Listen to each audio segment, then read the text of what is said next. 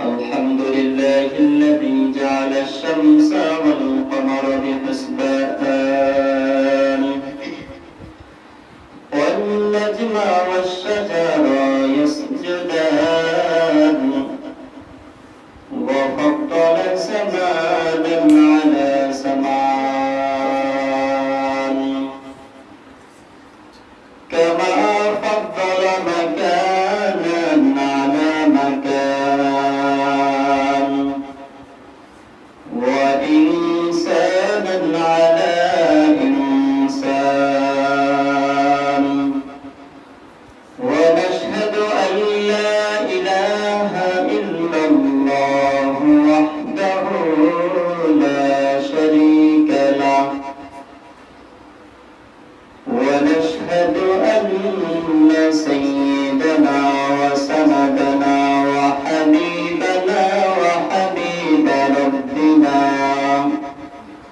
وطبيبنا وطبيب قلوبنا ومولانا محمدا عبده ورسوله صلى الله تعالى عليه وعلى آله وأصحابه وبارك وسلم تسليما كثيرا كثيرا الذي أرسله الله تعالى ورسوله بالحق بشيرا ونذيرا وداعيا إلى الله بإذنه وسراجا منيرا أما بعد فأعوذ بالله من الشيطان الرجيم بسم الله الرحمن الرحيم إن عدة الشهور عند الله 12 شهرا في كتاب الله يوم خلق السماوات والأرض منها 4 حرم ذلك الدين القيم فلا تظلموا فيهن أنفسكم وقاتلوا المشركين كافة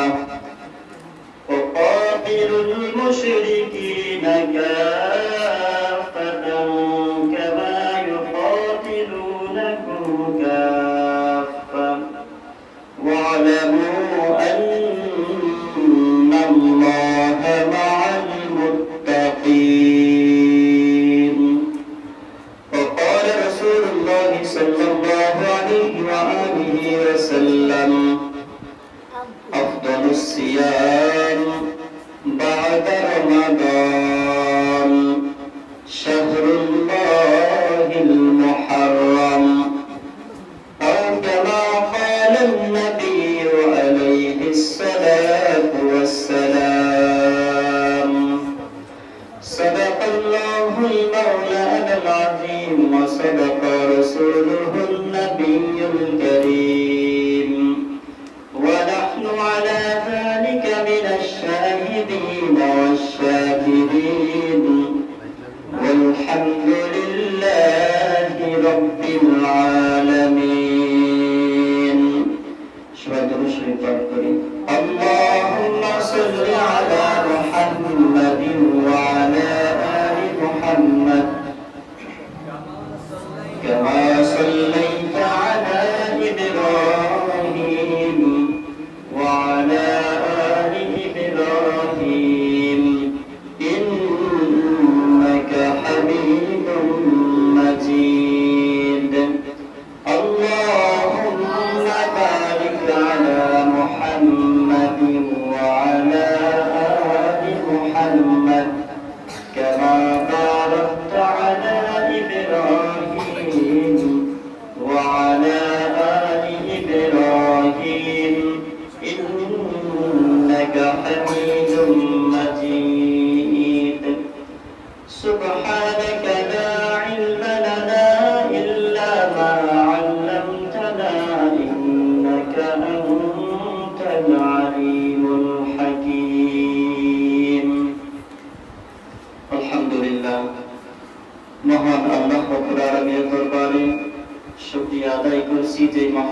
রব্বুল আলামিন আপনাকে আমাকে পবিত্র মাগরিবের নামাজ আদায় করে দুনিয়ার মধ্যে সবথেকে উত্তম জায়গায় আল্লাহ তাআলা বসার সুযোগ দান করেছেন। আল্লাহ রব্বুল আলামিন আমাকে কিছু কথা বলা ও আপনাদেরকে কিছু কথা শ্রবণ করার তৌফিক দিয়েছেন। সে রব্বুল কারীমের দরবারে সকলেই মন প্রাণ উজাড় করে দিয়ে কালিমাতুশ শুকরিয়া আদায় করে নিয়ে আলহামদুলিল্লাহ। আলহামদুলিল্লাহ। সম্মানিত হাজিরিন, আমি আপনাদের মাঝে পবিত্র কোরআনুল কারীম থেকে একখানা আয়াতে কারিমা তেলাওয়াত করেছি। রাসূল কারীম সাল্লাল্লাহু আলাইহি ওয়াসাল্লামের অসংখ্য অমীয় বাণী থেকে একখানা হাদিস তেলাওয়াত করেছি। আল্লাহ তাআলা যদি তৌফিক দান করেন নির্ধারিত সময়ের মধ্যে আপনাদের মাঝে কিছু কথা বলার চেষ্টা করব ইনশাআল্লাহ। তবে কথাগুলো যেন আল্লাহ পাক জবান থেকে হিদায়াতের উদ্দেশ্যে বের করে দেন, সকলে বলি আমিন। সম্মানিত হাজিরিন, আমি শুরুতেই বলেছি যে দুনিয়ার মধ্যে সবথেকে উত্তম জায়গা কি বলেন? আপনারা দেখতে পাচ্ছেন যে এই ঘরটায় বৃষ্টি নামলে বৃষ্টির পানি ভিতরে পড়ে, কি বলেন? বৃষ্টি নামলে বৃষ্টির পানি ভিতরে আসে, বসার জায়গা তেমন ভালো না। এরপরে দুনিয়ার মধ্যে সবথেকে উত্তম জায়গা কেন হলো? উত্তম জায়গা কেন হলো? যে এটা হলো আল্লাহর ঘর। কার ঘর? আল্লাহর ঘর। দুনিয়ার মধ্যে যত বড় আপনি বিল্ডিং দেখেন না কেন, পৃথিবীর মধ্যে সবথেকে বড় বিল্ডিং হচ্ছে দুবাইতে অবস্থিত, 165 তলা। কয় তলা? 165 তলা।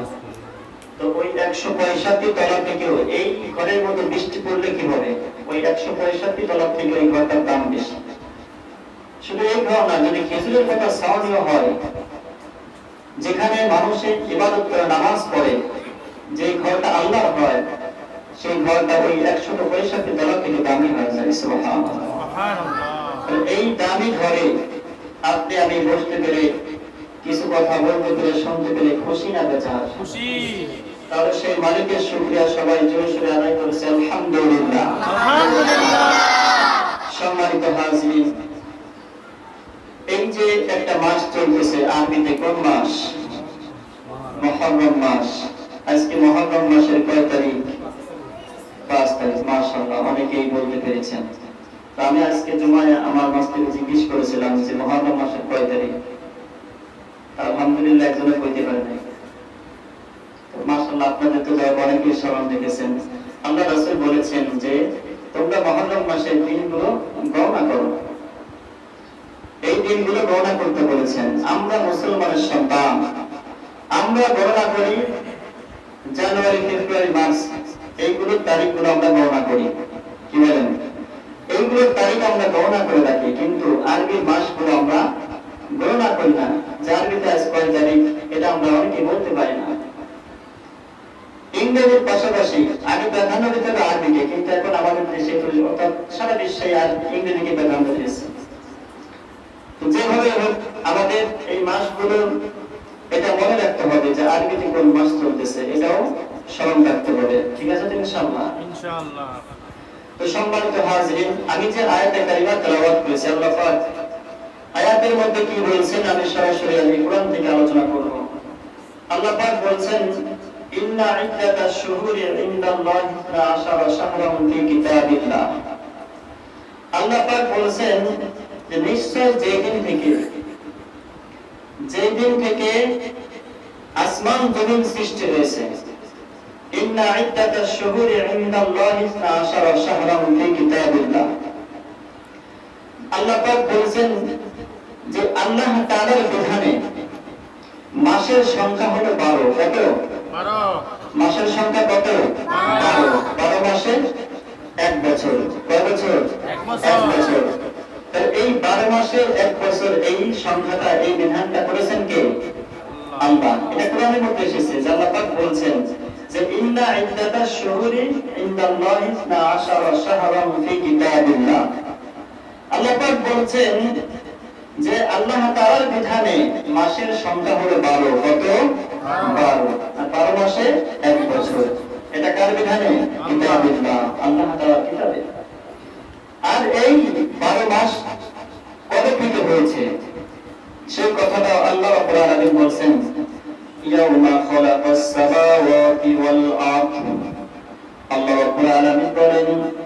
যেদিন থেকে আল্লাহ তাআলা আসমান সৃষ্টি করেছেন।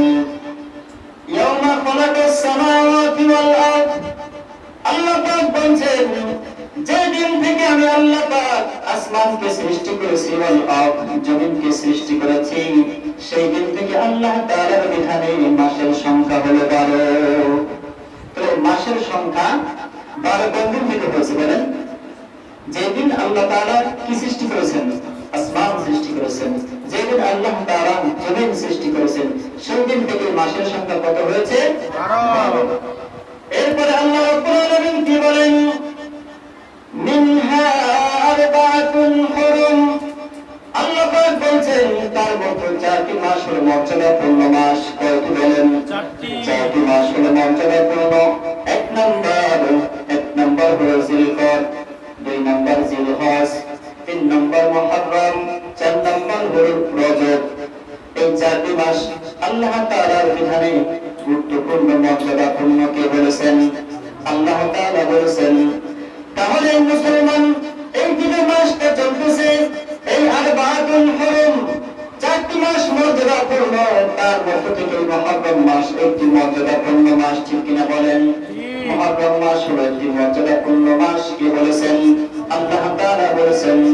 মুসলমান ভাইরা আমার, এই মুহররম মাস অত্যন্ত মর্যাদাপূর্ণ মাস। তবে এই মাসের মধ্যে আমাদের মধ্যে একটা কথা প্রচলিত আছে, একটা সমস্ত মানুষের মধ্যে একটা ভুল প্রচলন রয়েছে। সেই ভুলটা হলো যে এই মুহররম মাসে মানুষের বিবাহ শাদী করানো যাবে না। এই কথা কি আপনারা শুনেছেন নাকি? এই কথা শুনেছেন?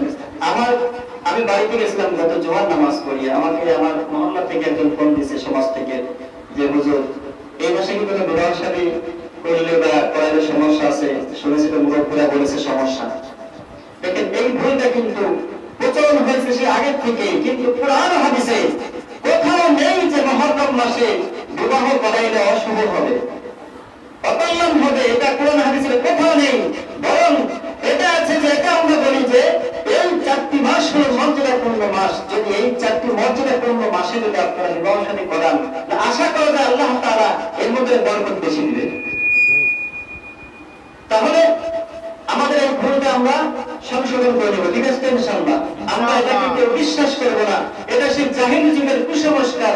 ওই মুরব্বীরা কি বলেছেন, এটা কি বলেছেন, সেইভাবে চলতে আছে। কিন্তু আসলে কোরআন হাদিসে কোথাও নেই যে এই মাসে বিবাহ করাইলে অকল্যাণ হবে, খারাপ কিছু হবে, এরকম কোনো সমস্যা হবে না ইনশাআল্লাহ। তাহলে মুহররম মাস কার মাস? আল্লাহর মাস। কার মাস? আল্লাহর মাস। মুহররম মাস এত দামি, এত দামি এই মুহররম মাস। আল্লাহ রাসূল সাল্লাল্লাহু আলাইহি ওয়াসাল্লাম এই মুহররম মাসে আল্লাহ রাসূল সাল্লাল্লাহু আলাইহি ওয়াসাল্লাম যখন হিজরত করে মদিনায় গেলেন, মদিনায় গিয়ে দেখে এই মুহররম মাসের 10 তারিখে ইহুদিরা রোজা রাখে। কারা রোজা রাখে বলেন? ইহুদিরা রোজা রাখে। আল্লাহ রাসূল সাল্লাল্লাহু আলাইহি ওয়াসাল্লাম বললেন, তোমরা কেন এই মুহররম মাসের 10 তারিখে রোজা রাখো? কি কারণ? তখন ইহুদিরা ডাকতে বলে, এই মুহররম মাসের 10 তারিখে আল্লাহ রাব্বুল আলামিন হযরত মূসা নবী আলাইহিস সালাতু ওয়াস সালামকে ওই বেঈমান ফিরআউনের হাত থেকে আল্লাহ তাআলা মুক্তি দিয়েছিলেন। আর মূসা নবী আলাইহিস সালাতু ওয়াস সালাম আল্লাহ তাআলার শুকর আদায় করে মুহররম মাসের 10 তারিখে তিনি রোজা রাখতেন। মুহররম মাসের 10 তারিখে মূসা আলাইহিস সালাতু ওয়াস সালামকে আল্লাহ রাব্বুল আলামিন ফিরআউনের হাত থেকে যে নদী পার করে দিয়েছিলেন, নদী পার করে দিয়েছিলেন, ওই দিনটা ছিল কয় তারিখ বলেন? মুহররম মাসের 10 তারিখ। মূসা আলাইহিস সালাতু ওয়াস সালাম আল্লাহ তাআলার প্রশংসা করে রোজা রাখতেন। আল্লাহ রাসূল সাল্লাল্লাহু আলাইহি ওয়াসাল্লাম বললেন যে তোমরা মূসা নবী যে আল্লাহ তাআলার শুকরিয়া আদায় করেছে, এই জন্য তোমরা রোজা রাখো। তবে আমরা তো তোমাদের থেকে কম না, আমরা তো বেশি হকদার। আমার ভাই মূসা যে আল্লাহ তাআলা শুকরিয়া আদায় করে রোজা রেখেছেন, আজ থেকে আমরাও সবাই মুহররম মাসের 10 তারিখে রোজা রাখবো। আল্লাহ রাসূল সাহাবায়ে কেরামদেরকে বললেন, ও সাহাবায়ে কেরাম, তোমরা মুহররম মাসের 10 তারিখে সবাই রোজা রাখো। সমস্ত সাহাবায়ে কেরাম সেইখান থেকে মুহররম মাসের 10 তারিখে রোজা রাখা শুরু করলেন। মুহররম মাসের 10 তারিখে আল্লাহ রাসূল রোজা রেখেছেন, সাহাবায়ে কেরাম কি করলেন? রোজা রাখতে বলেছেন।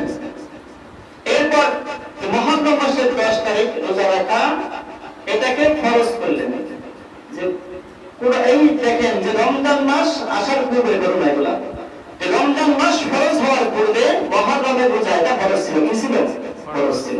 মহররমের রোজা যখন সবাই রাখতো, যখন আল্লাহ তাআলা যখন পবিত্র মাহে রমজানকে আমাদের জন্য ফরজ করলেন, কুরআনুল কারীমের মধ্যে আল্লাহ পাক আয়াত নাযিল করলেন, তখন এরপর থেকে মুহররম মাসের রোজাকে আল্লাহ রাসূল সাল্লাল্লাহু আলাইহি ওয়াসাল্লাম বললেন যে ও সাহাবা, তোমরা এখন রমজান মাস ফরজ হয়েছে রোজা, এই রমজান মাসের রোজাগুলো তোমরা রাখবে। এবং এই যে আশুরার রোজার 10 তারিখ মুহররমের, এই মুহররম মাসের 10 তারিখের রোজা তোমাদের জন্য নফল হয়েছে, তোমরা যদি চাও রাখতে পারো, আর বলে না চাইলে নাও রাখতে পারো, সমস্যা নেই, কোনো সমস্যা নেই। তো এইভাবে চলতে থাকলেন। আল্লাহ রাসূল সাল্লাল্লাহু আলাইহি ওয়াসাল্লাম মৃত্যুর পূর্বে আল্লাহ রাসূল সাল্লাল্লাহু আলাইহি ওয়াসাল্লাম সাহাবায়ে-কেরামকে ডাকতে বললেন, ও সাহাবায়ে-কেরাম, যে আমরা মুহররম মাসের 10 তারিখে আশুরা যে আমলটা আমরা করি, এই আমলটা তো ওই ইহুদি বেঈমানরা করে। ইহুদি বেঈমানদের আমলের সঙ্গে আমাদের মুসলমানদের আমল তো দেখা যায় না, তাদের সঙ্গে আমাদের আমল দেখা যাবে না। কি করতে হবে? আল্লাহ রাসূল সাল্লাল্লাহু আলাইহি ওয়াসাল্লাম বললেন, তোমরা মুহররমের 9 তারিখ 10 তারিখ দুটি রোজা রাখতে। কয়টি রোজা বলেন? দুটি রোজা রাখতে। 9 তারিখ 10 অথবা 10 11 হাদিসের মধ্যে 9 10 এটার কথা উল্লেখ করা হয়েছে। তো মুহাদ্দিসগণ বলেন, যদি কেউ ওই একটার সাথে 10 তারিখ 11 তারিখ রাখে কোনো সমস্যা নেই। 9 অথবা 10 তারিখ অথবা 10 11 এই দুই দিন রোজা রাখতে বলেছেন কে? আল্লাহ রাসূল সাল্লাল্লাহু আলাইহি ওয়াসাল্লাম। এরপর আল্লাহ রাসূল সাল্লাল্লাহু আলাইহি ওয়াসাল্লাম বলেন, যদি মুহররম মাসের 10 তারিখে যদি তোমরা রোজা রাখো, আমি আল্লাহ তাআলার কাছে আশা রাখি, আল্লাহ তাআলা পূর্বে এক বছরের ছোট ছোট গুনাহ আল্লাহ তাআলা এই গুনাহ ছোট ছোট গুনাহগুলো আল্লাহ তাআলা maaf করে দিবেন। তাহলে যদি কেউ এই পবিত্র আশুরা রোজাগুলো রাখে, তাহলে আল্লাহ তাআলা কি করবেন? আল্লাহ রাসূল বলেন যে আমি আল্লাহ তাআলার কাছে আশা রাখি যে তার পূর্বের এক বছরের ছোট গুনাহগুলো আল্লাহ তাআলা maaf করে দিবেন। সুবহানাল্লাহ বলবেন না? সুবহানাল্লাহ। তাহলে এই আশুরার দিনে একদিন দুটি রোজা, কয়দিন? 2 দিন দুটি রোজা, 9 তারিখ 10 অথবা 10 11 আমরা সবাই রাখার চেষ্টা করব ইনশাআল্লাহ। আল্লাহ পাক সবাইকে সেই তৌফিক দান করুন, বলেন আমিন। আমিন। মুসলমান ভাইরা আমার, মুহররম মাসের 10 তারিখের মর্যাদা আল্লাহ তাআলা সেই সৃষ্টির সময় থেকে আল্লাহ তাআলা 10 তারিখের মর্যাদা দিয়েছেন। যেই দিন আসমান সৃষ্টি করেছিলেন, যেই দিন জমিন সৃষ্টি করেছিলেন, সেই দিন থেকে মুহররম মাসের 10 তারিখের দাম কার কাছে? আল্লাহ তাআলার কাছে অনেক বেশি। মুসলমান ভাইরা আমার, আমরা শুধু মনে করি যে মুহররম মাসের 10 তারিখে ইমাম হুসাইন রাদিয়াল্লাহু তাআলা আনহুকে ইয়াজিদ বাহিনী নির্মমভাবে হত্যা করেছিল, শহীদ করেছিল, এই কারণে মুহররম মাসের 10 তারিখের মর্যাদা হয়েছে। আমরা তো সবাই এটা অনেকে মনে করি, কি এটা অনেকে মনে করি, কিন্তু না, এই কারণে না। আমি কিছু কয়েকটা ঘটনা সামান্য কিছু কিছু কাজ দেব, এরপরে ইমাম হুসাইন যে কারবালার সামান্য সংক্ষেপে বলবো। আলোচনা করতে গেলে 2-3 ঘন্টা আলোচনা করলেও এই বিস্তারিত আলোচনা করে শেষ করা যাবে না। আবার সামনে ঈশা নামাজ রয়েছে, এরপরে আবার হুজুর আসবেন, তিনি আলোচনা করবেন, তারপর সংক্ষেপ করে করে বলবো, ঠিক আছে ইনশাআল্লাহ? ইনশাআল্লাহ। দেখেন মুহররম মাসের 10 তারিখের দাম কত? কেন মুহররম মাসের 10 তারিখের দাম হয়েছে? মুসলমান ভাইরা আমার, আল্লাহ রাব্বুল আলামিন পৃথিবীতে যখন মানুষ সৃষ্টি করার ইচ্ছা করলেন, আল্লাহ রাব্বুল আলামিন বললেন, ও ফেরেশতারা, আমি আল্লাহ তাআলা পৃথিবীতে মানুষ বানাইতে চাই, মানুষ পাঠাবো। আল্লাহ রাব্বুল আলামিন বললেন, এই কথা জানার পর ফেরেশতারা বললেন, ও আল্লাহ, আপনি এমন একটা জাতি আপনি সৃষ্টি করবেন, যে জাতিটা আপনার গুণগান গাবে না, তারা মারামারি করবে, কাটাকাটি করবে। আল্লাহ রাব্বুল আলামিন বললেন, ও ফেরেশতারা, আমি যা জানি তোমরা তা জানো না। আমি আল্লাহ পাক মানুষ সৃষ্টি করার ইচ্ছা করেছি, আমি আল্লাহ তাআলা মানুষ সৃষ্টি করব। আল্লাহ রাব্বুল আলামিন হযরত আদম আলাইহিস সালাতু ওয়াস সালামকে বানালেন। আদম আলাইহিস সালাতু ওয়াস সালামকে বানানোর পর যখন তাদেরকে আদম আলাইহিস সালাতু ওয়াস সালামকে জান্নাতের মধ্যে রাখলেন, জান্নাতের মধ্যে রাখার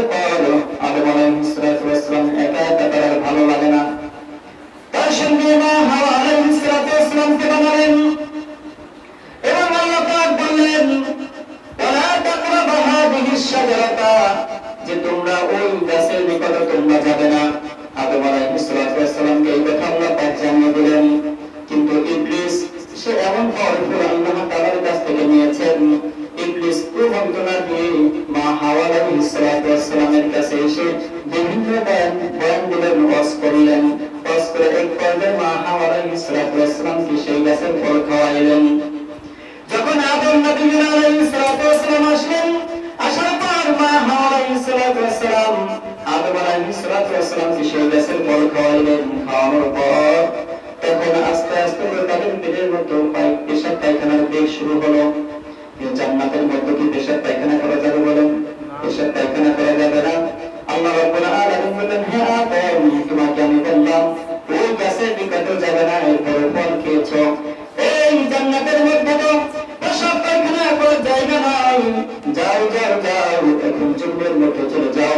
আল্লাহ রাব্বুল আলামিন আদম আলাইহিস সালাতু ওয়াস সালামকে মা হাওয়া আলাইহিস সালাতু ওয়াস সালামকে দুইজনকে দুই দেশে পাঠাইলেন। দীর্ঘদিন তারা আল্লাহ তাআলার কাছে দোয়া করতে থাকলেন। দোয়া করতে করতে এক পর্যায়ে আল্লাহ রাব্বুল আলামিন তাদের দোয়া কবুল করলেন। দোয়া কবুল করে তাদের দুজনকে একত্রিত যখন মিলিত করেছিলেন, ওই দিনটা ছিল মুহররম মাসের 10 তারিখ। দেখেন, মুহররম মাসের 10 তারিখ সে কোথা থেকে এসেছে। এরপর আর বলবো এখানে সমাপ্ত। এরপর আসেন হযরত ইব্রাহিম আলাইহিস সালাতু ওয়াস সালাম, তাকে যখন নমরুদ আগুনের মধ্যে ফেলাইলেন, নমরুদ যখন আগুনের মধ্যে ফেলাইলেন, আগুনের মধ্যে ফেলানোর পর আল্লাহ রাব্বুল আলামিন ইব্রাহিম আলাইহিস সালাতু ওয়াস সালামের জন্য ওই আগুনকে ফুলের বাগান বানিয়ে দিলেন। ঘটনা আপনারা জানেন, বিস্তারিত বলবো না। ইব্রাহিম আলাইহিস সালাতু ওয়াস সালাম আগুনের মধ্যে দীর্ঘদিন পর্যন্ত থাকলেন। আল্লাহ রাব্বুল আলামিন যেদিন ইব্রাহিম আলাইহিস সালাতু ওয়াস সালামকে আগুন থেকে উঠাইলেন, ওই দিনটা অন্য কোনো দিন ছিল না, ওই দিনটা ছিল মুহররম মাসের 10 তারিখ। আমি শুধু বোঝাচ্ছি যে মুহররম মাসের 10 তারিখ যে ইমাম হুসাইন এইখান থেকে না, সে কত পূর্বে থেকে 10 তারিখের মর্যাদা আছে সেটা বোঝাচ্ছি আপনাদেরকে।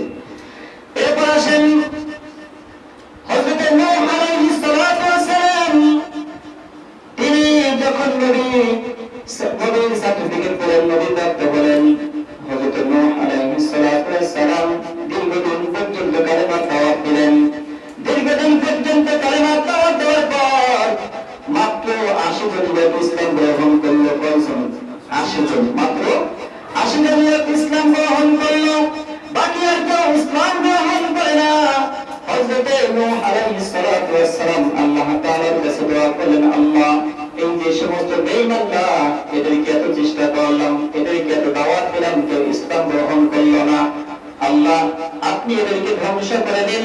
আল্লাহ রাব্বুল আলামিন বললেন, যাও যাও যাও, তুমি একটি নৌকা বানাও, তুমি একটি স্টিমার বানাও। হযরত নূহ আলাইহিস সালাতু ওয়াস সালাম 3 তলা বিশিষ্ট একটি নৌকা বানালেন। কয়তলা বলেন? 3 তলা বিশিষ্ট একটি নৌকা বানালেন। হযরত নূহ আলাইহিস সালাতু ওয়াস সালাম নৌকা বানানোর পর যখন আল্লাহ তাআলার পক্ষ থেকে যখন প্লাবন শুরু হয়ে গেল, প্লাবন শুরু হয়ে যাওয়ার পর হযরত নূহ আলাইহিস সালাতু ওয়াস সালাম যখন ওই নৌকার মধ্যে সামান্য সেই যারা ইসলাম গ্রহণ করেছিল 40 জন অর্থাৎ 80 জন মানুষ এবং জোড়ায় জোড়ায় পশু পাখি, এদেরকে নিয়ে ওই নৌকা নিয়ে চলতে লাগলেন। নৌকায় চলতে চলতে এক পর্যায়ে কোনের মধ্যে সে জুদ পাহাড় নামে সে পাহাড়ে যখন ওই নৌকা যখন ভিড়লেন, ওই নৌকা ফেরার পর এরপর যে দিনটা ওই নৌকা তার জুদি পাহাড়ে ঠেকলেন, ওই দিনটা অন্য কোনো দিন ছিল না, ওই দিনটা ছিল মুহররম মাসের 10 তারিখ। মুহররম মাসের 10 তারিখের মর্যাদা সেই নূহ আলাইহিস সালাতু ওয়াস সালাম থেকে দেখছেন। এরপর আসেন হযরত ইউসুফ আলাইহিস সালাতু ওয়াস সালামকে যেদিন তার ভাইরা তাকে কূপের মধ্যে ফেলেছিলেন, ওই কূপের মধ্যে দীর্ঘদিন পর্যন্ত হযরত ইউসুফ আলাইহিস সালাতু ওয়াস সালাম থাকলেন। থাকার পর আল্লাহ রাব্বুল আলামিন যেদিন ইউসুফ পয়গম্বরকে কূপ থেকে উঠিয়েছিলেন, ওই দিনটা অন্য কোনো দিন ছিল না, ওই দিনটা ছিল মুহররম মাসের 10 তারিখ। মুহররম মাসের 10 তারিখের মর্যাদা অনেক পূর্বে থেকে এসেছে।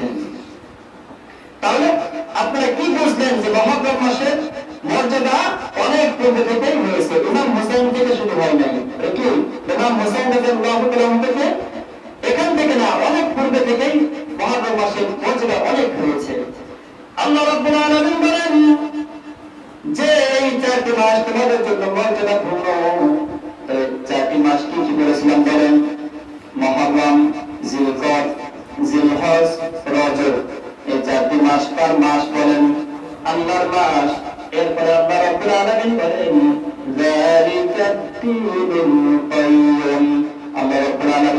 বলছেন এটাই হলো সরল দিন, এটাই সরল দিন। এরপরে আল্লাহ পাক কি বলছেন, ফালা তাযলিমু ফীহিন্না আনফুসাকুম। আল্লাহ রাব্বুল আলামিন বলছেন সুতরাং তোমরা এই মাসগুলোতে নিজেদের প্রতি তোমরা জুলুম করিও না। নিজেদের প্রতি এই মাসগুলো তোমরা জুলুম করিও না। জুলুম করিও না মানে যে এই মাস তুমি পেয়েছো, এই মাস পাওয়ার পর তোমরা আল্লাহ তাআলার ইবাদত বেশি করে করো, বেশি বেশি করে আল্লাহ তাআলার কাছে তওবা করো, ক্ষমা চাও। নিজেদের প্রতি জুলুম করার না অর্থ কি বলেন, যে আল্লাহ তাআলার ইবাদত না করে সে কি নিজের প্রতি জুলুম করলো না? যে আল্লাহ তাআলার কাছে ক্ষমা না চায় সে কি নিজের প্রতি জুলুম করলো না? তাহলে আল্লাহ পাক বলছেন যে তোমরা এই মাসে নিজেদের প্রতি জুলুম করিও না, তোমরা বেশি করে আমি আল্লাহ তাআলার ইবাদত করো, বেশি করে আমি আল্লাহ তাআলার কাছে ক্ষমা চাও। এরপর আল্লাহ রাব্বুল আলামিন কি বলছেন, ওয়াকাতিলুল মুশরিকিনা কাফা। আল্লাহ রাব্বুল আলামিন বলছেন যে তোমরা জিহাদ করো, তোমরা সংগ্রাম করো, তোমরা কাফের মুশরিকদের বিরুদ্ধে সংগ্রাম করো, সর্ব অবস্থায় তোমরা যুদ্ধ করো। দেখেন বলছেন যে তোমরা মুশরিকদের বিরুদ্ধে সর্ব অবস্থায় তোমরা কি করো, জিহাদ করো, যুদ্ধ করো। কে বলেছেন? আল্লাহ বলছেন।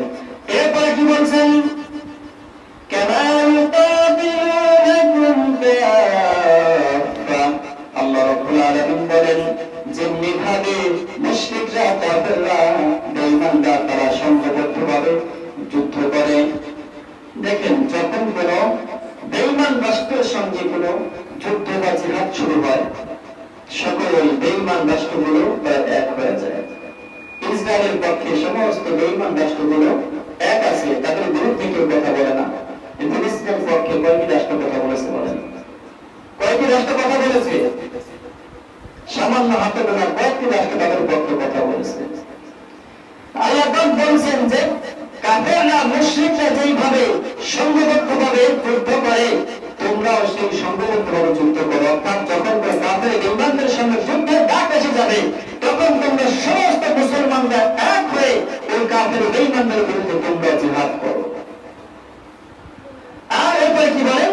আল্লাহ পাক বলছেন ওয়ালামু আন্নাল্লাহা মাআল মুত্তাকিন।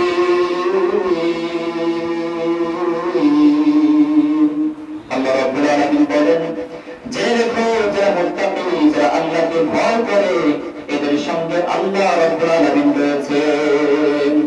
তাহলে যারা মুত্তাকি, যারা আল্লাহকে ভয় করে এদের সঙ্গে কি আছে বলেন? এদের সঙ্গে আল্লাহ আছেন। তাহলে মুসলমান এই মহাভাবের দাম অনেক পূর্বে থেকে এসেছে। আসমান জমিন সৃষ্টির সময় থেকে মহাভাবের দাম, মহাভাবের 10 তারিখের মর্যাদা অনেক পূর্বে থেকে এসেছেন। মহাভাব মাসের 10 তারিখে রোজা রাখতে লাভ আছে না নাই বলেন? লাভ আছে না? ফজিলতে বলেছি যে পূর্বের 1 বছরের গুনাহ আল্লাহ তাআলা মাফ করে দিবেন। তাহলে আমরা সবাই 9 তারিখ 10 তারিখে কি করব? রোজা রাখবো ইনশাআল্লাহ। দেখেন এরপর আসেন কালেমার সংক্রান্ত সামান্য কিছু বিষয় বলে আমি শেষ করব। নামাজের সময় হয়ে আসছে।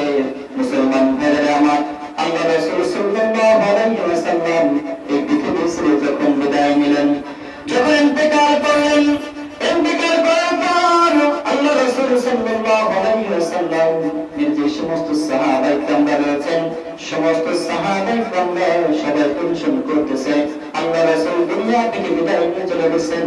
এখন আমাদের মধ্যে খলিফা কে হবে, আমাদের মধ্যে প্রধানমন্ত্রী কে হবে, এটা নিয়ে সবাই ব্যস্ত আছেন।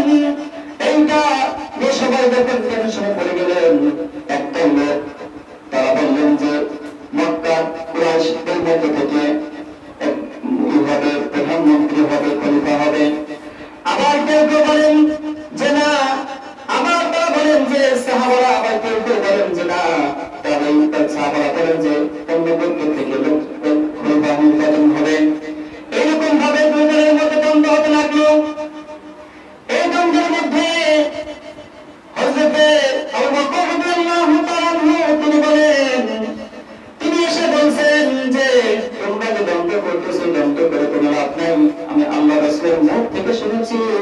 যে আল্লাহ রাসূল বিদায়ের পর খলিফা হবে কুরাইশদের মধ্য থেকে, কুরাইশ বংশ থেকে খলিফা হবে।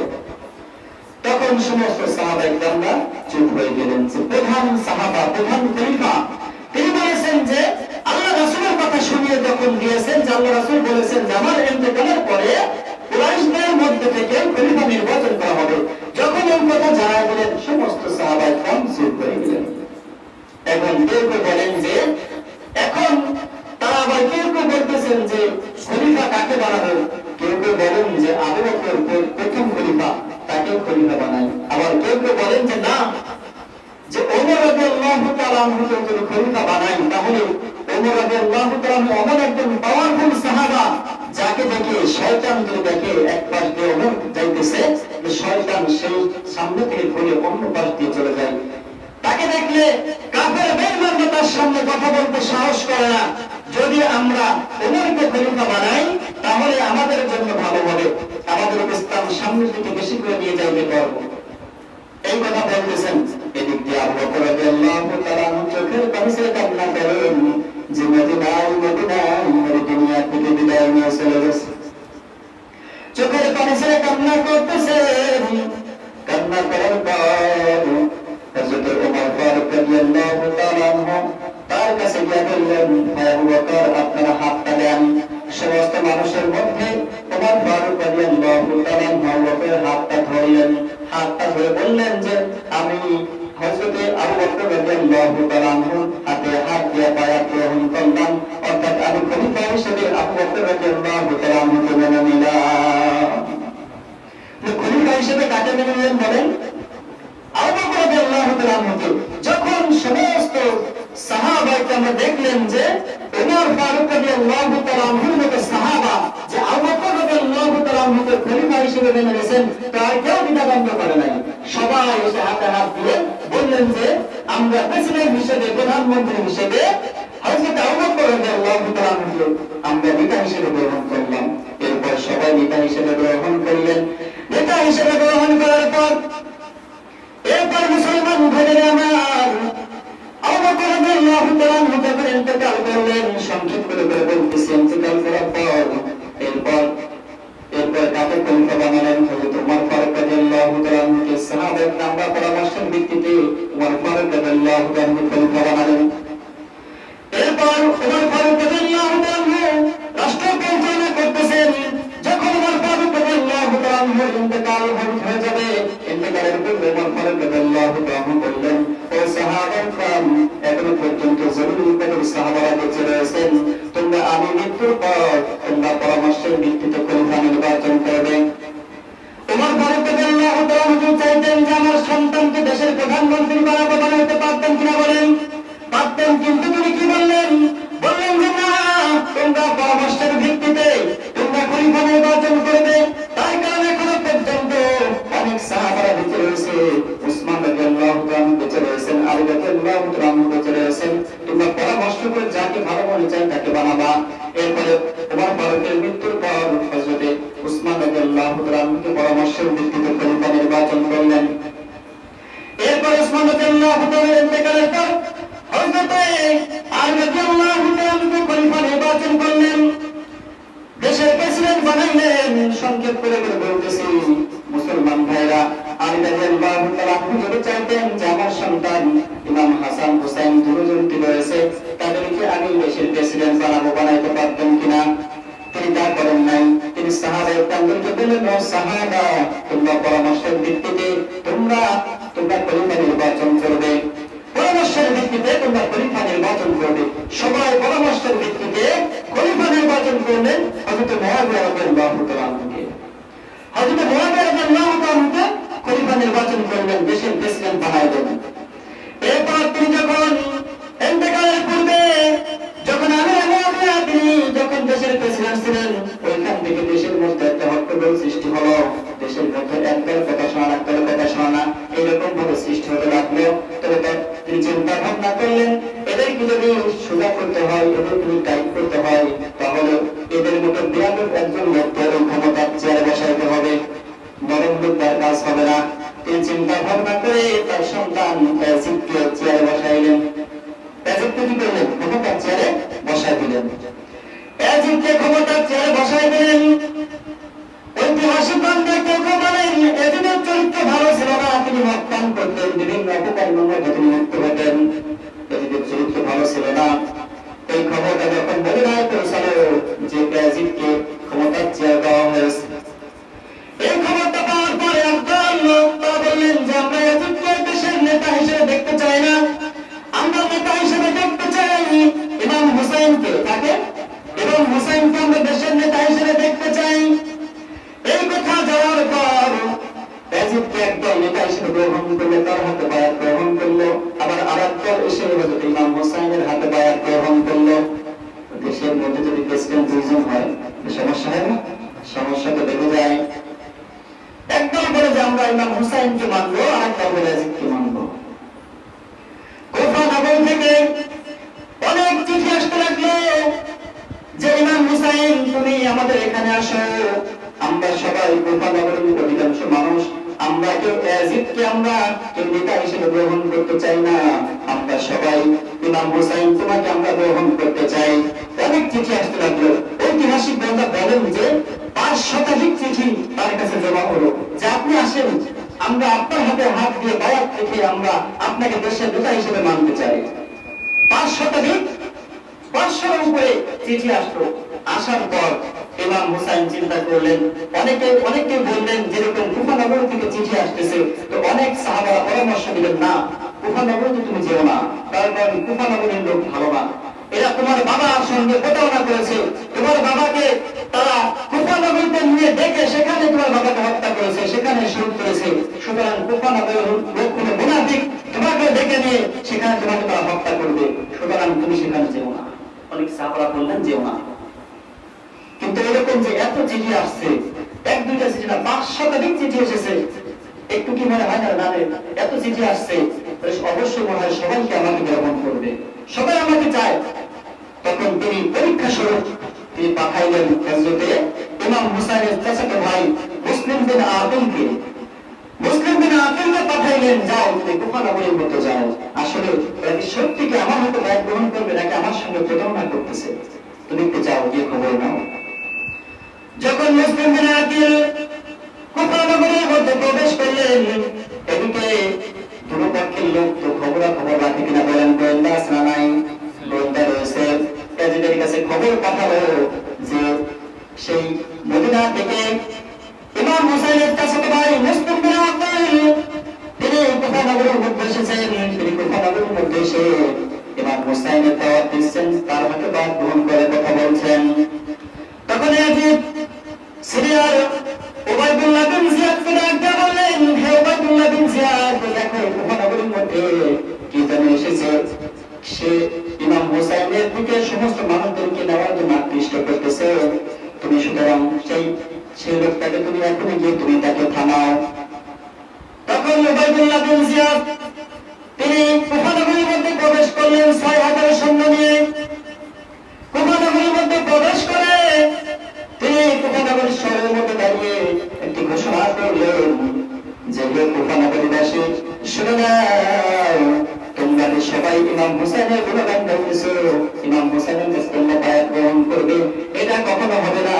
যতদিন পর্যন্ত ইয়াজিদ পৃথিবীতে থাকতে, দেশে থাকতে, ততদিন পর্যন্ত ইয়াজিদকে তোমরা নেতা হিসেবে গ্রহণ করতে হবে।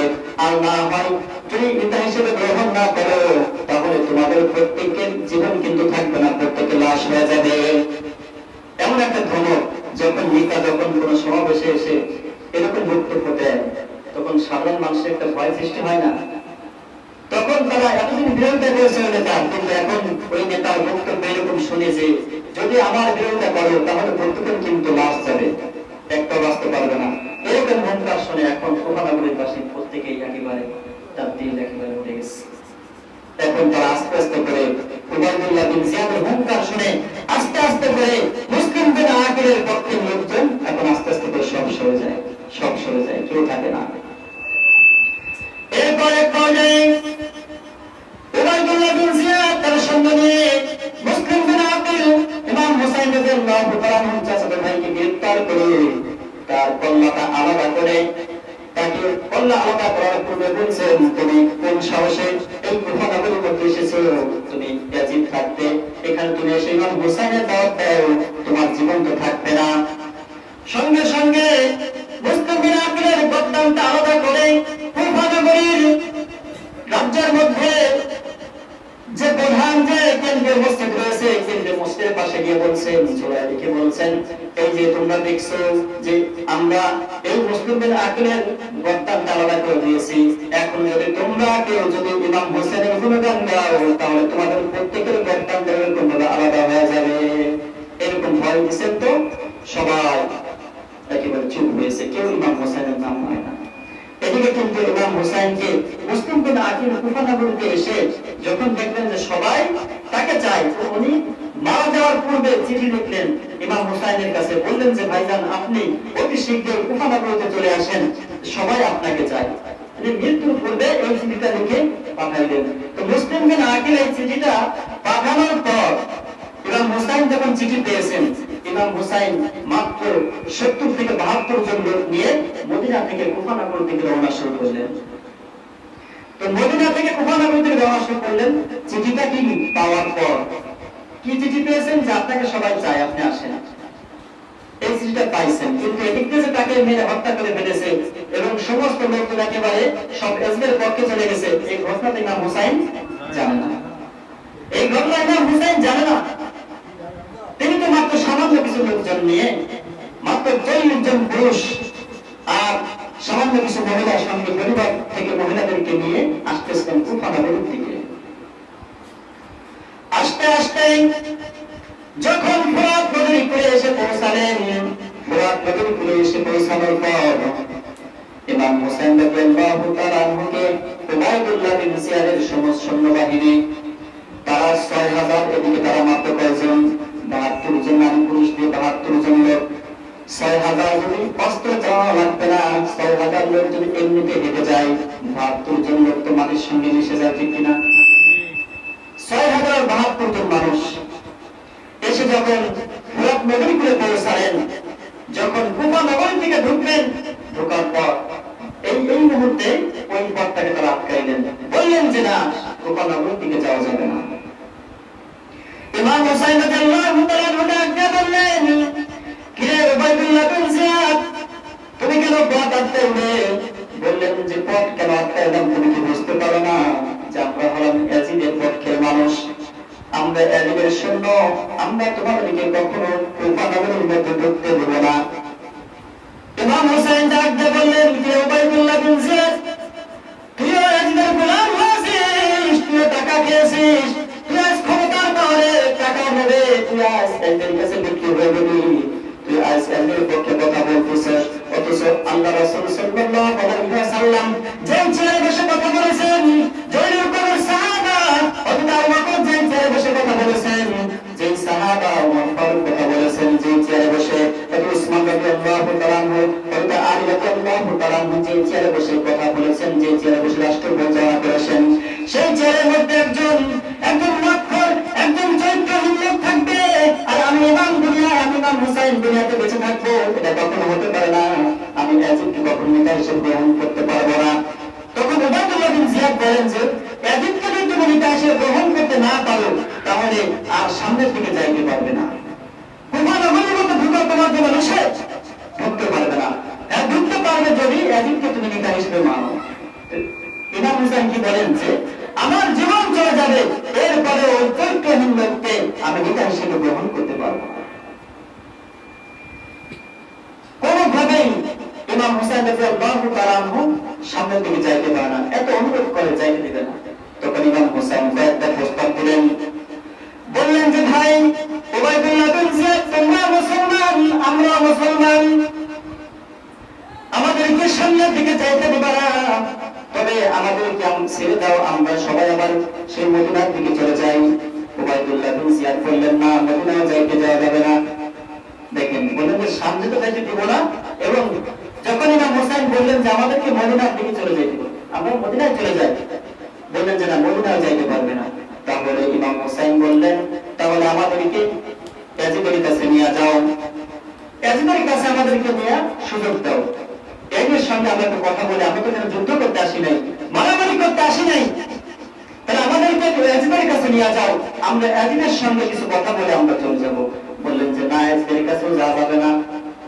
দেখেন, প্রধানমন্ত্রী পাওয়ার যখন একজন মেম্বারের দেওয়া হয়, সে মেম্বারে কি থাকে বলেন? মেম্বার চিন্তা করতে আমি প্রধানমন্ত্রী।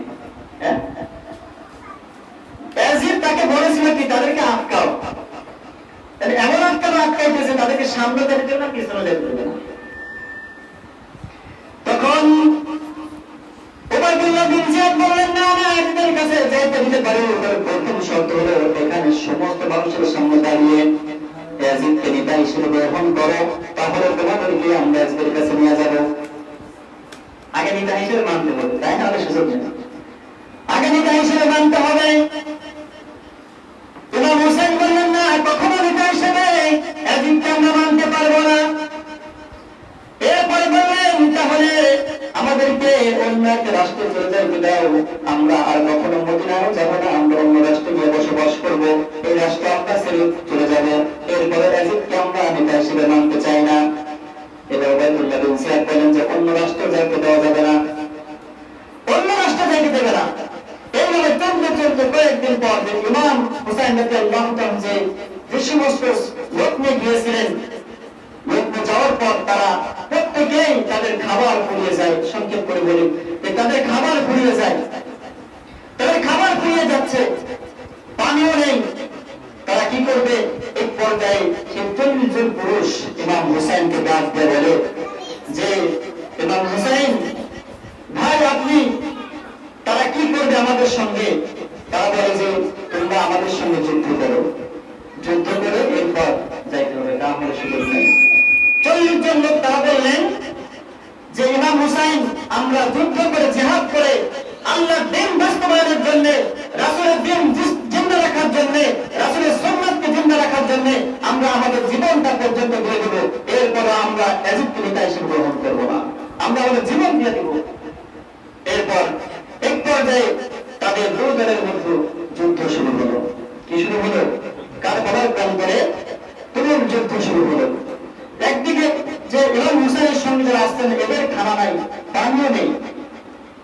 ইমাম হুসাইন বললেন যে ইমাম হুসাইন বললেন যে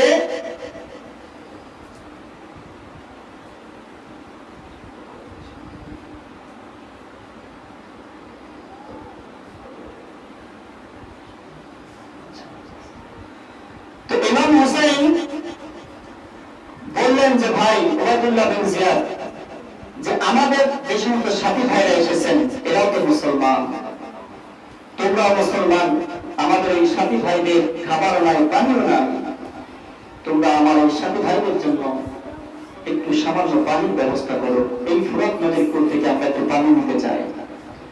উবাইদুল্লাহ বিন জিয়াদ বলে না না, ওই ফুরাত নদীর কূলের পানিও দেওয়া যাবে না।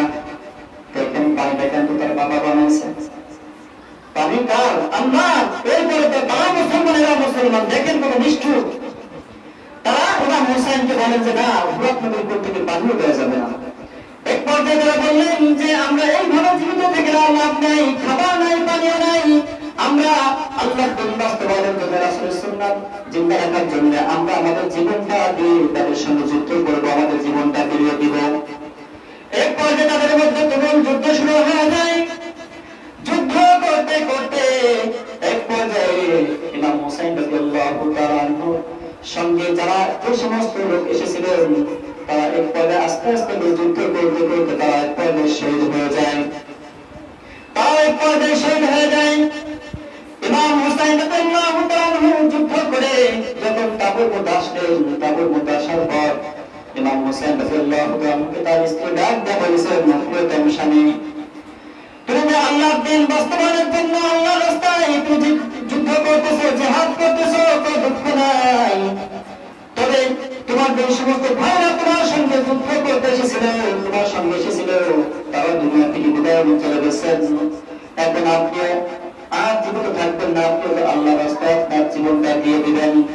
আমার কোনো আফসোস নাই, কোনো দুঃখ নাই, আপনার জীবনটা আল্লাহর রাস্তায় দিয়ে দেন। তবে আপনার ছোট একটা সন্তান আসগর, ছোট একটা সন্তান আসগর, দুধের বাচ্চা, আজ কিছুদিন পর্যন্ত খাবার নাই, কয়েকদিন পর্যন্ত পানিও নাই, দুধের দুধও নাই। সন্তান সে পানির যন্ত্রণায় সে কাতরাইতেছে, আমার এই ছোট সন্তানের একটু পানির ব্যবস্থা আপনি করে দিন। আমার মন বলে যদি আমার এই সন্তান আসবার ছোট বাচ্চা, দুধের বাচ্চা, এই বাচ্চাকে নিয়ে যদি আপনি ওই উবাইদুল্লাহ বিন জিয়াদের সৈন্যদের কাছে গিয়ে আপনি বলেন যে আমার ওই বাচ্চার দিকে তাকিয়ে সামান্য একটু পানির ব্যবস্থা আপনি করে দেন, আমার মন বলে সমস্ত বাহিনীর লোকজন তার সবাই এক কথাই বলবে এই বাচ্চাকে সামান্য একটু পানি আপনারা দেওয়া দেয়, সবাই কথা বলতে।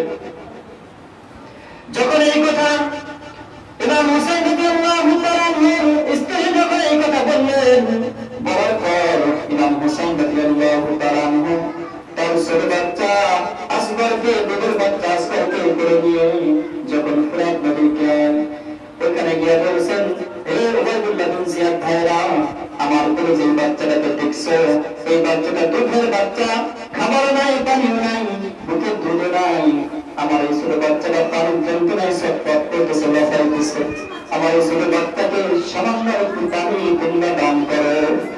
নদীতে কি পানির অভাব ছিল বলেন? পানির অভাব ছিল না, সামান্য একটু পানি দিলে তো পারতো। দেখেন তারা মুসলমান, এরা মুসলমান, তারা পানির পরিবর্তে কি করলেন, যখন সন্তানটাকে এইভাবে উঁচু করে বললেন যে আমার এই সন্তানকে একটু পানি দান করো, তখন তাদের মধ্যে থেকে এক বেঈমান সঙ্গে সঙ্গে একটা তীর টেনে সঙ্গে সঙ্গে ছোট বাচ্চা আশ্রয় ফুল বরাবর মেরে দিলেন। বুকের মধ্যে তীরটা ঢুকে যায়, তীরটা ঢুকে যাওয়ার পর ইমাম হুসাইন রাদিয়াল্লাহু তাআলা রক্তমাখা সন্তানকে হাতে নিয়ে কোলে নিয়ে তার স্ত্রীর তাদের মধ্যে এসে বলছেন, ও প্রিয়তমা স্ত্রী, তুমি বলেছিলে আমার সন্তান পানির যন্ত্রণায় ছটফট করেছে, লাফাইতেছে, এই জন্য আমার সন্তান পানি ঝরনের মতো পানি পান করেছে, আর কখনো পানির যন্ত্রণায় আর লাফালাফি করবে না, আর কখনো তোমার পানির কথা আমাকে বলা লাগবে না, জনমের মতো পানি পান করে আমি আসলাম। মুসলমান ভাইয়েরা আমার, ইমাম হুসাইন রাদিয়াল্লাহু তাআলা তার স্ত্রীকে ডাক দিয়ে বললেন, স্ত্রী, আমার সন্তান আজ তোমার কাছে দিয়ে গেলাম, রক্তাক্ত সন্তান, আর সন্তানকে ধরে বললেন যে সন্তান আজকে দুনিয়াতে তুমি পানি পান করাইতে পারলাম না, আমি কথা দিলাম আমার নানার হাউজের ব্যবস্থা থেকে কিয়ামতের ময়দানে আমি আল্লাহ রাব্বুল আলামিন আমার নানার হাউজের ব্যবস্থা থেকে আমার নানাকে বলে আমি নিজের হাতে তোমাদেরকে পানি পান করাইব। মুসলমান ভাইয়েরা আমার, ইমাম হুসাইন তার সন্তানকে রেখে তার স্ত্রীকে বললেন, ও স্ত্রী, আমাকে বিদায় দাও, আমার যে 40 জন সাথী ভাই তারা এসেছিল, আল্লাহ রাস্তায় তাদের জীবনটা দিয়েছে, আমার সন্তান ছোট বাচ্চা আজকর, আমার সন্তান জীবনটা চলে গেছে, আর আমি একা বেঁচে থেকে লাভ নাই, আমার জীবনটা আল্লাহর বাস্তবায়নের জন্য আমার জীবনটা দিয়ে দিব। এদিকে ইমাম হোসেনের পেটে খাবার নেই, পানিও নেই, সবার শরীর নিয়ে তরবারি হাতে নিয়ে ওই ফুরাত নদীর কূলে যখন গেলেন, ফুরাত নদীর কূলে যাওয়ার পর ওই কূলের মতো যত বেঈমান ছিল তাদের সঙ্গে যুদ্ধ করতে করতে পর্যায়ে তাদেরকে সমস্ত লোকদেরকে তার ইমাম হোসেন রাদিয়াল্লাহু তাআলা দুনিয়া থেকে বিদায় করে দিলেন। ফুরাত নদীর কূল খালি হয়েছে, ফুরাত নদীর কূলে আর ইয়াজিদ বাহিনীর লোক নেই, উবাইদুল্লাহ বিন জিয়াদের লোক নেই। ইমাম হোসেন রাদিয়াল্লাহু তাআলা ফুরাত নদীর কূলে নামলেন, ওই ফুরাত নদীর কূলে নেমে হাতের মধ্যে পানি নিলেন, পানি নিয়ে পানি একটু পান করার জন্য কতদিন যাবত পানি খাইতে পারে না, খাবারও নাই, হাতের মধ্যে পানি নিয়ে যখন মুখের কাছে আনলেন, আনার পর মনে পড়েছে যে আমার 40 জন ভাই আমার সঙ্গে এসেছিল, এরা একটু খাবারও খাইতে পারে নাই, সামান্য একটু পানিও পান করতে পারে নাই, এই পানিও আমার 40 জন ভাই খাইতে পারে নাই, আমার দুধের সন্তান আসবার সে পানি খাইতে পারে নাই, পানির বোতলে দাগ করে মেরে হত্যা করেছে, শহীদ করেছে, আমার সন্তান পানি পান করতে পারে নাই, আর আমার 40 জন ভাই পানি পান করতে পারে নাই, আর আজকে আপনাদের কোন আমার সামনে খালি কোনো মানুষ নাই, কোনো বেঈমান বা কেউ নাই, আজকে আপনাদের কোন সমস্ত পানিটা আমার হাতে, কিন্তু ইমাম হুসাইন পানি হাতে নিয়ে বলে, না না, আজকে এই পানি আমিও পান করবো না, আমি এই পানি খাবো না, এই পানি আমি আর পান করবো না। মুসলমান ভাইয়েরা আমার,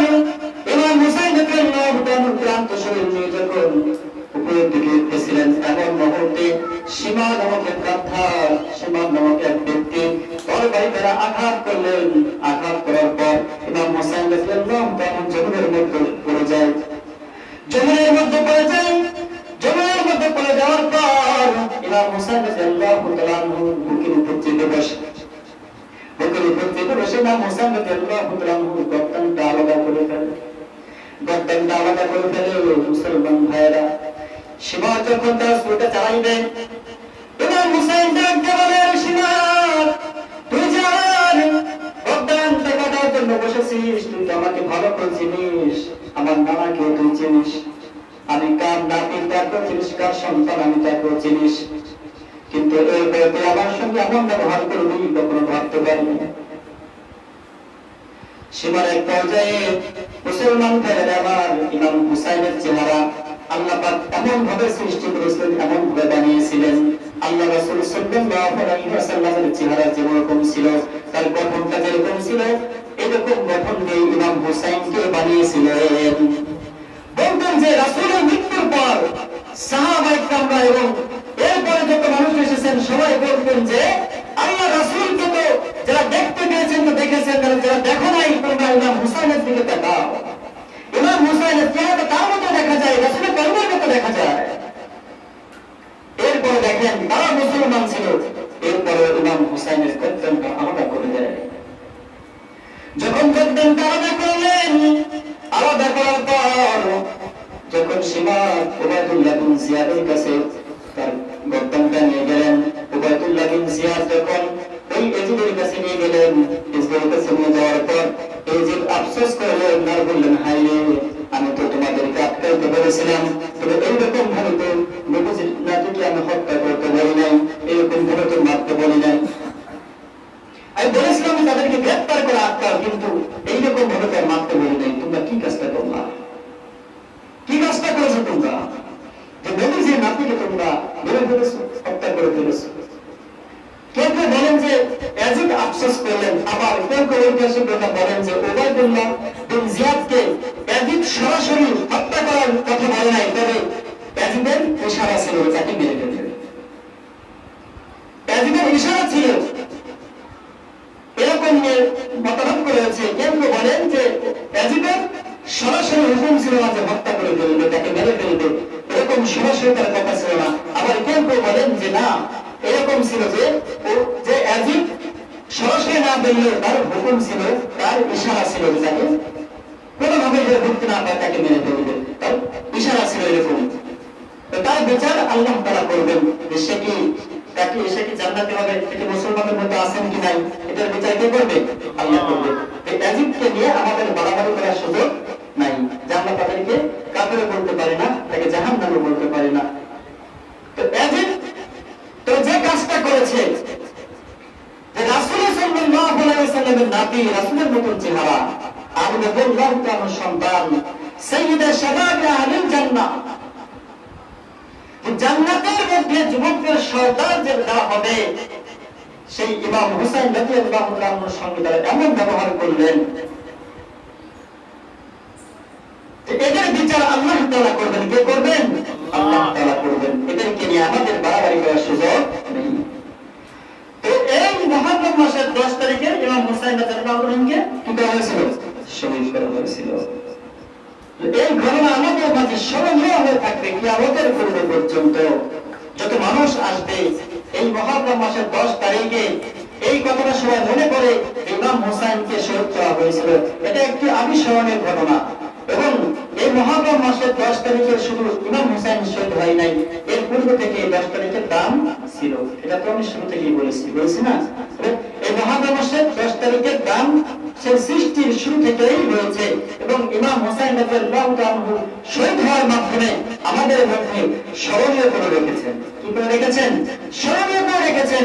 যত মানুষ পৃথিবীতে কিয়ামতের পূর্ব পর্যন্ত আসবে, সবাই স্মরণ করবে যে মুহররম মাসের 10 তারিখে ইমাম হুসাইন রাদিয়াল্লাহু তাআলাকে নির্মমভাবে শহীদ করা হয়েছিল। তো একদম কাছে মুহররম মাসের 10 তারিখ যখন আসে, 10 তারিখ আসলে তারা কি করে? রাস্তায় বের হয়, রাস্তায় বের হয়ে তাজিয়া মিছিল বার করে, এরপর তারা কি করে? শরীর থেকে জামা কাপড়টা খুলে ফেলে, জামা কাপড়টা খুলে ফেলে এরপর তাদের শরীরের মধ্যে আঘাত করে, শরীরের মধ্যে চাবুক দিয়ে ছুরি দিয়ে আঘাত করে শরীর থেকে রক্ত ছড়ায়, শরীর থেকে কি ছড়ায়? রক্ত ছড়ায়। এটা হলো অতিরঞ্জিত কাজ। কি অতিরঞ্জিত কাজ? এটা শিয়ারা করে, কারা করে? শিয়ারা করে। অনেক মানুষ আপনারা যারা আছেন মনে করতে পারেন যে তারা দেখেন যে ইমাম তাদের শরীর থেকে রক্ত ঝরাইতেছে, তারা কত ভালো মানুষ, এরকম তাদেরকে ভালো মানুষ বলার সুযোগ আমাদের নেই। তার কারণ শিয়াদের আকীদা এত খারাপ আকীদা, তারা আমাদের নবী শেষ নবী মুহাম্মদ সাল্লাল্লাহু আলাইহি ওয়াসাল্লামকে আখিরি নবী শেষ নবী হিসেবে তারা মানে না, তারা বিশ্বাস করে না। তারা বলে কি জানেন? তারা বলে যে জিবরাইল আলাইহিস সালাম যে ওহী নিয়ে আসবেন, যে ওহীটা নিয়ে আসবেন হচ্ছে আলী রাদিয়াল্লাহু তাআলার কাছে, কিন্তু আলীর কাছে না এসে মুহাম্মদ সাল্লাল্লাহু আলাইহি ওয়াসাল্লামের কাছে চলে যাইতেন। তারা আলী রাদিয়াল্লাহু তাআলাকে নবী মানে না। তারা তাদের আযান আমি ভিডিওর মধ্যে শুনেছি যে যখন আমরা বলি আশহাদু আন্না মুহাম্মাদুর রাসূলুল্লাহ, তখন তারা আলী রাদিয়াল্লাহু তাআলার নাম বলে। তো আগে নবীকে যারা শেষ নবী হিসেবে মানে না, এরা কি কাফের, এরা কি কাফের। তো এরা যে হাই হোসেন বলে বলে, হাই হোসেন বলে বলে রাস্তায় হাঁটে, তাদের শরীর থেকে রক্ত বের করে, চাবুক দ্বারা আঘাত করে, ছুরি দিয়ে শরীর থেকে রক্ত ঝরায়, এটা ইসলামের মধ্যে শামিল নয়, এটা ইসলামের মধ্যে পড়ে না। যে ইমাম হুসাইন রাদিয়াল্লাহু তাআলা আনহু যে মুহররম মাসের 10 তারিখে তাকে নির্মমভাবে শহীদ করা হয়েছিল, ইয়াজিদ বাহিনীকে শহীদ করেছিলেন, তো ওই সময়ে অনেক সাহাবায়ে কেরামরা জীবিত ছিলেন, অনেক সাহাবারা বেঁচে ছিলেন। তো ওই সাহাবায়ে কেরাম তারা তো কখনো ওই দিনটাকে উদযাপন করে ওই রকম ভাবে পিঠের মধ্যে শরীরের মধ্যে চাবুক মারে নাই। যদি ওই সাহাবারা মারতেন, বলতেন যে না, ইমাম হুসাইন যে নির্মম ভাবে ওই দিনকে তার শরীর থেকে রক্ত ঝরিয়েছে, আমরা এই দিনটাকে শরীর থেকে রক্ত ঝরাবো, তাহলে সাহাবায়ে আমরা ঝরাইতেন কিনা? ঝরাইতেন। সাহাবারা ঝরাইছে? ঝরাই নাই। এই জন্য আমরাও রক্ত ঝরাই না। আমরা আশুরা, যে আল্লাহ রাসূল যে আমলের কথা বলেছেন যে তোমরা এই আশুরাতে তোমরা রোজা রাখবে, 9 তারিখ 10 তারিখ অথবা 10 তারিখ 11 তারিখ, এই 2 দিন তোমরা রোজা রাখবে, আমরা সেই আমল করার চেষ্টা করব ইনশাআল্লাহ। এবং কারবালার প্রান্তরে যে শহীদ হয়েছেন, আমরা সবাই তাদের জন্য দোয়া করব। আমরা এই আয়োজন করতে পারি, এইরকম তাদের জন্য দোয়া করতে পারি, কিন্তু আমরা ওই দিনকে কেউ রাস্তাঘাটে মিছিল বাইর করে শরীর থেকে রক্ত ঝরাইতে পারি না। ঠিক আছে তো ইনশাআল্লাহ? তারা দেখেন যে ইমাম হুসাইনকে যে এইরকম ভাবে নির্মম ভাবে তার পরার প্রান্তরে তাকে নির্মম ভাবে হত্যা করেছিলেন, শহীদ করেছিলেন। ইমাম হুসাইন রাদিয়াল্লাহু তাআলা আনহু যখন এই খবর মদিনায় পৌঁছালেন, মদিনার সমস্ত লোকজন ওই সময় যখন ইমাম হুসাইন যখন কুফা নগর থেকে আসতেছিলেন, ওই সময় অনেক সাহাবারা বলেছিলেন যে তুমি যেও না, আমরা বিশ্বাস করি না কুফা নগরীর লোকের কথা। তারা তখন মদিনার লোকেরা বললেন যে আমরা আগে থেকে বলেছিলাম ইমাম হুসাইন তুমি যেও না, কুফা নগরীর লোক হলো মুনাফিক, এরা এখন তোমার সঙ্গে আছে, একটু করে নাই, তোমার বাবা করে তোমার হত্যা করেছে। আর ঠিক তেমনি ভাবে ইমাম হুসাইনকে ওইরকম কুফা নগরের লোকেরা তারা চিঠি দিয়ে ইমাম হুসাইনকে নিয়ে তারা ওইরকম ভাবে নির্মম ভাবে তার মুনাফিক, তার সঙ্গে মুনাফিক করলো এবং কারবালার প্রান্তরে ইয়াজিদ বাহিনী নির্মম ভাবে ইমাম হুসাইন রাদিয়াল্লাহু তাআলাকে শহীদ করলেন। তাহলে মুসলমান, আমরা এই আশুরার যে আল্লাহ তাআলা 4টি মাসের মর্যাদার কথা বলেছেন, উল্লেখ করেছেন, সেই 4টি মাসের মধ্যে উল্লেখযোগ্য অন্য একটি মাস হলো কি মাস? মুহররম মাস। কি মাস? মুহররম মাস। এই কথা আল্লাহ পাক বলেছেন যে আল্লাহ তাআলার বিধানে যে এই মাসের সংখ্যা হলো কত? 12। কত বলেন? 12। আলোচনা ভুলে গেলে তো চলবে না, সেই শুরু থেকে এটা বলেছি যে আল্লাহ পাক বলেছেন যে ইন্না ইদ্দাতাশ শুহুরি ইনদাল্লাহি 12 শাহরান ফি কিতাবিল্লাহ, যে আল্লাহ তাআলার বিধানে মাসের সংখ্যা কত? 12। এবং কোন দিন থেকে 12 সংখ্যা হয়েছে? ইয়াউমা খালাকাস সামাওয়াতি ওয়াল আরদ, যেই দিন থেকে আল্লাহ তাআলা কি সৃষ্টি করেছেন? আসমান সৃষ্টি করেছেন, ওয়াল আরদ, যেদিন থেকে জমিন সৃষ্টি করেছেন, সেই দিন থেকে সংখ্যা কত? 12 সংখ্যা। এরপরে বলেছেন কি? মিনহা আরবাতুন হুরুম, আল্লাহ পাক বলছেন যে তার মধ্যে 12 মাসের মধ্যে 4টি মাস হলো মর্যাদাপূর্ণ মাস। কয়টি মাস? 4টি। তো 1 নম্বর জিলকদ, জিলহজ, মুহররম, আরেকটা কি? রজব। এই 4টি মাস। এরপরে বলেছেন যে যালিকা দিনুল কাইয়্যিম, যে এটাই হলো সরল দিন। এরপর কি বলেছেন? যে ফালা তাযলিমু, যে আল্লাহ পাক বলেছেন যে ফালা তাযলিমু ফিহিন্না আনফুসাকুম, তোমরা নিজেদের প্রতি জুলুম করবে না। কি করবে না? জুলুম করবে না।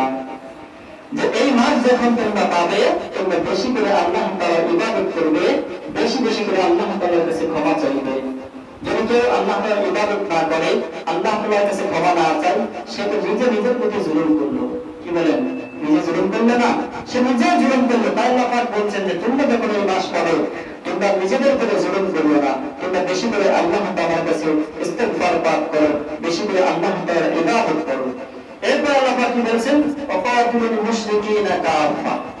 আল্লাহ পাক বলছেন যে তোমরা মুশরিকদের সাথে ওইরকম ভাবে তোমরা সংঘবদ্ধ ভাবে তোমরা সর্ব অবস্থায় মুশরিকদের সঙ্গে কি করো? জিহাদ করো, যুদ্ধ করো।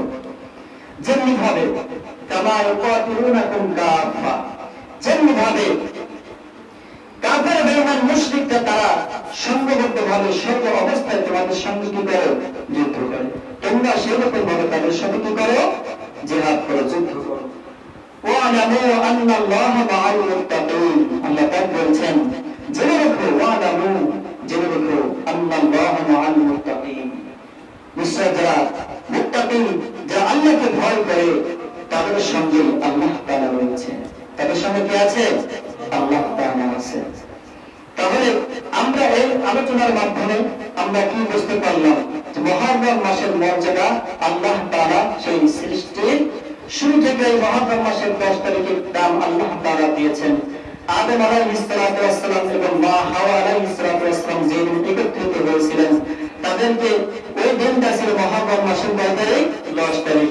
হযরত ইউনূস আলাইহিস সালাতু ওয়াস সালামকে যেই দিন মাছের পেট থেকে আল্লাহ তাআলা উদ্ধার করেছেন, সেই দিনটা অন্য কোনো দিন ছিল না, মুহররম মাসের 10 তারিখ ছিল। যেই দিন আল্লাহ তাআলা হযরত ইব্রাহিম আলাইহিস সালাতু ওয়াস সালামকে আগুন থেকে মুক্তি দিয়েছিলেন, ওই দিনটা ছিল মুহররম মাসের কয় তারিখ? 10 তারিখ। যেই দিন মূসা আলাইহিস সালাতু ওয়াস সালামকে আল্লাহ তাআলা ফিরআউনের হাত থেকে বাঁচিয়েছিলেন, ওই দিনটা ছিল কয় তারিখ? মুহররম মাসের 10 তারিখ। এই জন্য মুহররম মাসের 10 তারিখের মর্যাদা অনেক পূর্ব থেকে এসেছে। সম্মানিত হাজিরিন, আমি আপনাদের মাঝে যে আলোচনা করেছি, এই আলোচনার সেই কথার উপরে আমাদের সবাইকে আমল করতে অভিজ্ঞান করতে হবে। আমিন। এই মাসে আমরা বেশি বেশি করে আল্লাহ তাআলার ইবাদত করব, বেশি বেশি করে আল্লাহ তাআলার কাছে ক্ষমা চাইব। সম্মানিত হাজিরিন, আজকে যারা এই দোয়া মাহফিলের আয়োজন করেছেন, যারা এসেছেন, যারা এখানে আসতে পারে নাই, তাদেরকে বলবো যে নামাজের পর পরে আপনারা মসজিদে এসে যাবেন। এরপরে আমাদের প্রধান মেহমান তিনি আলোচনা করবেন, আপনাদের সবাই জন্য দোয়া করবেন। এই যে মসজিদ আপনাদের মধ্যে আছে, এরপরে যে আপনারা কষ্ট করে মাওলানা সাইদুর রহমান হুজুরের মাধ্যমে আল্লাহ তাআলার ফয়সালা হয়েছে, তার মাধ্যমে হয়েছে। কি আল্লাহ তাআলা যদি কবুল না করতেন তাহলে কি হতো বলেন? হতো না। তার মাধ্যমে যে একটা ইলমে দ্বীন শিক্ষার প্রতিষ্ঠান তিনি করেছেন, এই ইলমে নববী, এখান থেকে কোরআনুল কারীমের হিফজ ও হাফেজ ছাত্রদের হবে। এরপর আস্তে আস্তে যখন কিতাবখানা করবে, জামাতখানা করবে, ওইখান থেকে মাওলানাও বের হবে। এটা আপনার জন্য একটা রহমত, আপনাদের এলাকার জন্য একটা রহমত। এখানে ছাত্ররা এসে আল্লাহর কালাম মুখস্থ করবে। এখানে আল্লাহ রাসূল সাল্লাল্লাহু আলাইহি ওয়াসাল্লামের বাণী, বুখারী, মুসলিম, আবু দাউদ, নাসাঈ, তিরমিজি, এগুলো তারা পড়বে। এটা আপনার জন্য একটা রহমত। এই জন্য আপনারা সবাই দোয়া করবেন। সর্বপ্রথম কি দোয়া করতে হবে, আল্লাহ এই যে নববী আল্লাহ রাসূলের হাদিস যেখানে পড়ানো হবে, আল্লাহর কোরআন যেখানে পড়ানো হবে, এই মাদ্রাসা যেন জিন্দা থাকে। আল্লাহ যত কিছু প্রয়োজন হয় আপনি গায়বী খাতা থেকে আপনি দান করলেন। এরকম সবাই দোয়া করবেন এবং সবাই সর্বত্রভাবে চেষ্টা করবেন। আর সাইদুর রহমান হুজুর আল্লাহ তাআলা যতদিন পর্যন্ত হায়াতে রাখেন, আমি দোয়া করি যেন এইখানে আপনাদের এখানে যেন থাকতে পারে এবং মাদ্রাসাটা সুন্দরভাবে চালাইতে পারে এবং হুজুর জীবিত থাকা অবস্থায় যেন মাদ্রাসায় কিতাবখানা করতে পারে। আল্লাহ পাক সেই তৌফিক দান করুন। আমিন। আমার জন্য সবাই দোয়া করবেন, আমরা আপনার জন্য দোয়া করি। এই বলে আমার আলোচনা এখানে সমাপ্ত করছি। ওয়া আখিরু দাওয়ানা আলহামদুলিল্লাহি রাব্বিল আলামিন।